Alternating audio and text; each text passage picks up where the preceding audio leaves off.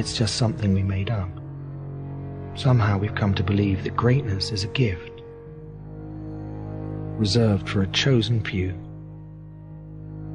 for prodigies, for superstars, and the rest of us can only stand by watching. You can forget that. Greatness is not some rare DNA strand. It's not some precious thing. Greatness is no more unique to us than breathing. We're all capable of it. All of us. I always believe leaving no stone unturned. That's what makes you a champion. When you're out there partying, horsing around, someone out there at the same time is working hard. Someone is getting smarter and someone is winning. You never want to fail because you didn't work hard enough. But if you want to win, there's absolutely no way around hard work. No pain, no gain. We're wired differently.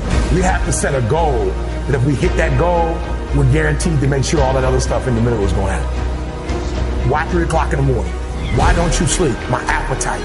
I said, PT, I want more. I can do more. If I accomplish this without a father, if I accomplish this with my mom being a teenage mom, if I accomplish this as a high school dropout. How many of you believe in your life that your worst day can become your best day if you turn it around? If I can accomplish these things from this start, now that I'm at this place, knowing what I know now, what can I accomplish? And I want you to think about that. I want you to think about more than just what you're going to do financially, more than what you're going to do in this industry in the next 3 years, right? More than that, what's your appetite? What are you going to do that will ensure that when the alarm clock goes off, that you're already up 10, 20 minutes before your alarm clock goes off? Why? You gotta grind. You gotta go through setbacks and disappointments. You gotta go through it. I'm talking about grit. I'm talking about endurance. Just having more stamina than they got. In order to get to the next level, you gotta sacrifice. You gotta take risks. You gotta be willing to do by faith whatever you're asked to do. Listen to me, there are no shortcuts to success. There are no discounts to success. It's always sweat. It's always blood. It's always tears. You always have to give all to be the best.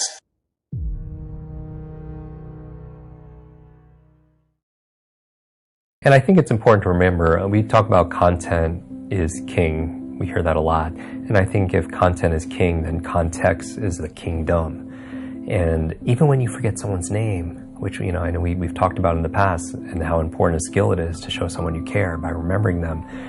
One of the questions you ask yourself is, where do I know this person from? Because with the where creates the context, and then often the memory is there also as well. Yeah, it's interesting. Now, I want to talk a bit more about that because, you know, as our devices get smarter and they become more of who we are, that whole thing of why do we need memory is something I'd really like to revisit today, because, you know, 5 years, 10 years from now, we'll still have, you know, we'll be partial cyborgs maybe at that point to speak to Elon Musk, but yet the memory is still really important. Yes. And I'd love to talk about that a little bit. I've done, and I'm looking forward to going deep in that. I do trainings for Google, and it's, you know, they're organizing the world's information. And my mission really is helping people to remember the important parts of it, because memory is a force multiplier. It's one of those things. I challenge anyone to think of anything that they do or want to accomplish that doesn't require memory. Anything, whether it's kinesthetic body memory or remembering, like if we lost, look at the other end, if we forgot half of what we know or knew, half the words, half the people, half of our expertise, we wouldn't be very functional. Yeah. And so imagine if we could double our capacity to learn in a fraction of the time, then we become extremely productive and powerful. And I'm not talking about frantic fast. When I teach people how to read 2 or 3 times faster, I mean in efficiency and effectiveness. You know, you can imagine when you were, great documentary, by the way, Iron Mind, when you're training for something, your body, if you had some kind of physical challenge or let's say we're walking up a hill, you could do it at a level of efficiency and effectiveness than somebody who wasn't in as physically in shape, because you're strong and you don't have to use as much energy. The same thing when I read, whether it's reading a book a day or people see me on stage, 100 people stand up and introduce themselves, and I recite everyone's name or large numbers and or remember words. Numbers, they say. Everyone could do that, and it's not something. There's no such thing as a good or bad memory. There's a trained memory and an untrained memory, and this works no matter your age, your background, your career, your education, your financial situation, your gender, your history, your IQ. None of that matters. What matters is, just like with anything, is focus and putting in the work. And so it might not always be easy, but it's so worth it. It's like describing to somebody what a rainbow looks like that has never seen a rainbow, or describing what a rose smells like who's never smelled a rose. And that's I believe people. My mission is, I believe people have genius inside of them. And I'm not talking about an IQ or number. I mean, they have strengths and talents, and I want to be able to create an environment where they could let it out, because the world needs more of that. My whole belief about the meaning of life, it's not the exact right word, but is to find out how many skills I can acquire that have utility, then put that utility to the test in service of something bigger than myself. So that's like my mission in life, right? So what are things that I should understand about the brain that would allow me to acquire more skills, acquire them faster, put them to use more effectively? Like, what are either realizations about the brain or training techniques that I should know about?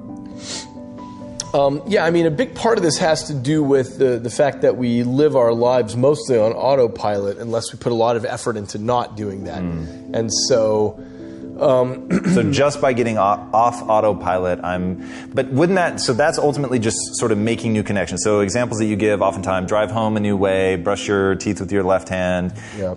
And I certainly do feel the impact of that. Like, from a stave off neurodegenerative decline, that seems to make a lot of sense. And you've talked about the nuns who donated their brains to science. Why, I don't know, but that's incredible. And all of them, right, had like early stage dementia, but they showed no signs. Not all of them, but a much bigger percentage than anyone thought. About a third of them. Wow. Had Alzheimer's, but it wasn't clear when they were alive, because they were so cognitively active, because they were doing stuff. First of all, they were embedded in the social network because they were living in the convents. And so they had responsibilities and conversations and so on. And that made it so that even though their brain was falling apart with Alzheimer's, nobody knew it. They didn't have the cognitive effects there. And is this at the center of your upcoming book, Livewired? Yeah, it's the theme of that book is that you can't really think about the brain as hardware, and you can't think about it as software. It's this weird other thing that I call liveware, which is that it's constantly reconfiguring its own circuitry. So everything that you learn, every little thing changes the pattern of circuitry in your brain. So when you first learned that my name was David, that's underpinned by a physical change in the structure of your brain, which is wild. That's crazy. I mean, every single thing that you learn. I can tell you can make your brain work better in a week. You can make your heart more coherent. You can change the field around your body. You can strengthen your immune system. You can change your gene expression. You can lengthen your life. You can create so many oxidative changes in your cells. We have great research to prove that. That's the truth of who you are. That's the truth, that miracle within you. That evidence is the backbone that gives people permission to try it out. It's the language. Then you see someone standing on the stage telling their story in testimony, whether it's stage 4 cancer, whether it's MS, whether it's blind people seeing, deaf people hearing. You can't go back to being the same person after that. Evidence is the loudest voice. And so then when we begin to make those inroads, and the footprint exists in consciousness, and you're witnessing it in three-dimensional reality, the illusion of limitation begins to change. And now all you want to do is you crave the unknown. So people in our work don't get up in the morning and go, oh God, I got to do my meditation today. No, they're not doing that. Their body is waking them up, saying, get out of bed, because they don't want the magic to end. And when you start seeing the gap between cause and effect, thought and experience, closing down. You're moving closer to the divine.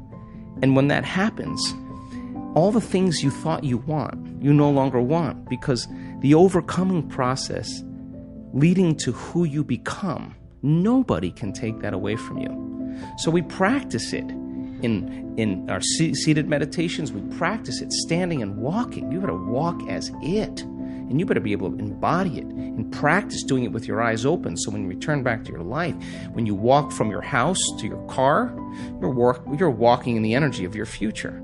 And if you keep doing that, it's going to become a habit. And people are going to start looking at you going, something's different about you.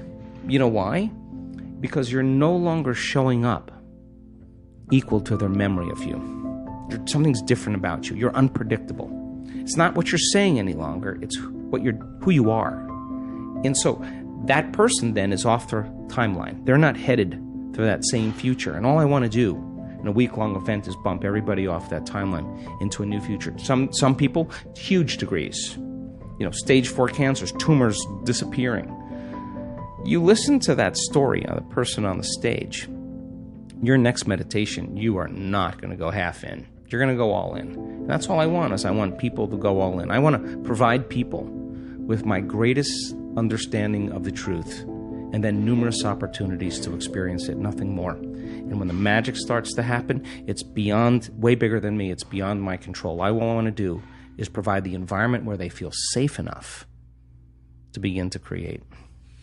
When there's no safety net, people perform better in sports and everything else if you don't have a plan B.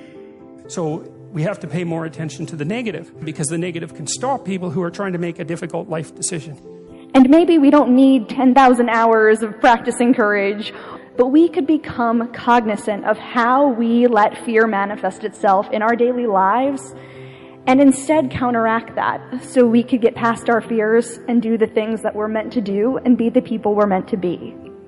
See, if you know what your life work is, I encourage you to start working on it. If you can't do it all at one time, do just a little bit of it. A lot of people are looking at this the wrong way. There is a blessing in everything. Behind every moment of adversity in your life, there is a blessing and a lesson. You can be afraid of success. You can be afraid of failure. You can be afraid of looking ridiculous. You can be afraid of change, either positive or negative change. The only way to deal with fear that I found in my life is a couple ways. One of those ways is to turn it on itself. If you're not going to get rid of fear, then use fear. Use fear or it uses you. It's that simple.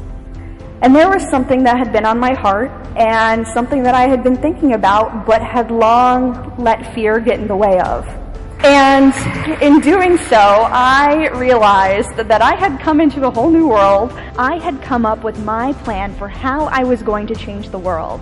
About the things that you do that you shouldn't do, that you know you shouldn't do beyond a shadow of a doubt, right? There's some things like that.